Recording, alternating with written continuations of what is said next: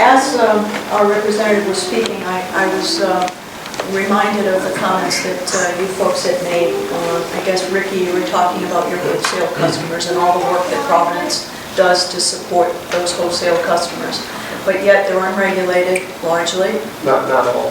Not all of them, some of them are. Kent County Water Authority is regulated. Nonetheless, we're doing the work, they're making the money, something doesn't seem right. As the state rep aptly stated, it concerns us that our water, our potable water, is being sold by another municipality to fuel, probably not a good use of the word there, but to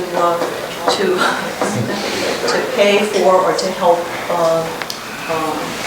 an energy plant. I'm understanding that, correct me if I'm wrong, you might not have knowledge of this, but from what I've been able to determine in my research, that if built, this will be the largest energy facility in New England. Is that true?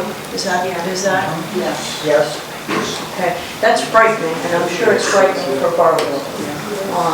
And I'm sure that many of the council folks here feel compelled to assist our sister city, but moreover, I think we're distressed that we don't have the legal background to stop this from happening. We don't have the legal footing.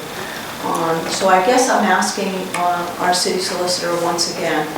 I know that you have done some research, but is there any other way, and again, kind of following up with Councilman Reardon had expressed in his resolution, we're looking for whatever we can do, whether it is legislation, state legislation that we need to move for, whether it's something that we need to assist the Water Boards Council with.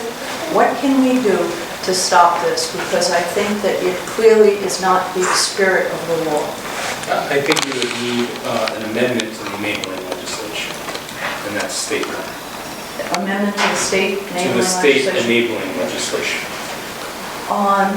Is there, this may be simple, but there is a 2014 Resilient Rhode Island Act that compels municipalities, Mr.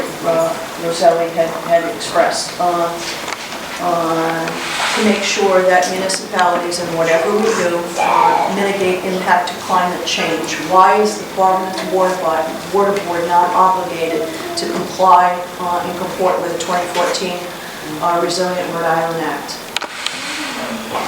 I don't think that they're not obligated to comply, but they're obligated to comply with the enabling legislation that establishes Providence Water Supply Board and governs their distribution of water.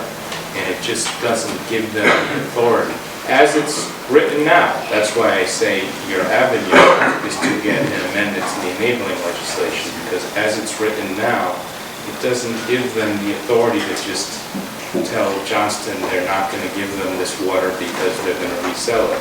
I think somebody, maybe it was Ricky or Bill, had mentioned this is a very old piece of legislation, and reading through it line by line, it clearly didn't anticipate a situation such as this, so it doesn't provide for a situation such as this. So really that's the avenue to go. You would need to have some kind of an amendment to this enabling legislation.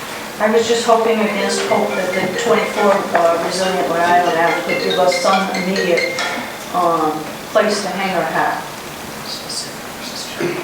Yeah, I mean, we put a lot of time in at your request, and there's a difference between some very specific state law versus general legislation.